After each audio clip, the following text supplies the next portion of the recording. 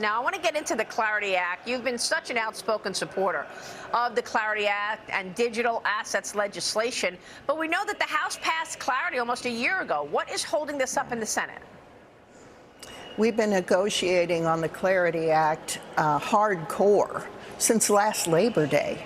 And it's been an arduous process. As you know, the major monkey wrench was thrown in it when the Genius Act revisions that the banks wanted became a huge issue for us.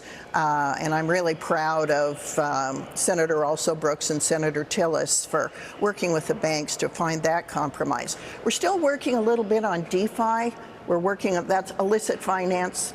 We're working a little bit on ethics, but we've been working through thousands of hours in negotiating, thousands. And we're finally to the point where we're going to put out a text over the July 4th and give people one last really thorough look at the bill. And then we're moving in July. You're going to move in July, but the banks are fighting it. I spoke with Jamie Dimon just a couple of weeks ago, and he was not happy with where the Clarity Act is right now because he is expecting that the crypto companies will be able to pay rewards, and he says it's not fair. They're not banks. They are not insured the way banks are. Well, with all due respect, Mr. Dimon is mistaken about the Clarity Act. He needs to read it over July 4th. He will see that his concerns are addressed in Section 301. He thought there was a big loophole there. We closed what he saw as a loophole. We've made changes. We have AML and I think 16 provisions, Maria, to protect against illicit finance. We have multiple provisions addressing the application of AML to digital assets. He's simply mistaken about the bill.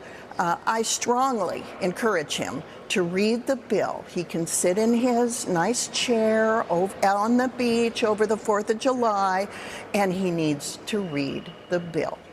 But Senator, isn't it true that the crypto companies will be able to pay some kind of a reward if, in fact, you're part of a special program or you're in a membership program? They will pay rewards.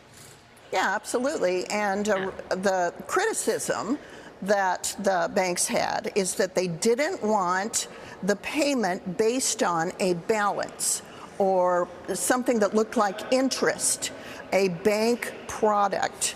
And so that was changed to allow for rewards that are not attached to a balance. So it is differentiated with what banks offer. And that is the current status of the bill. I see. Are we gonna prohibit credit cards from providing frequent flyer mile rewards? This has been kind of a red herring issue, but it really caught fire with the banks. Yes. And I want to say, Maria, in the housing bill, Road to Housing bill, that just is going to be signed today by the president. That's right.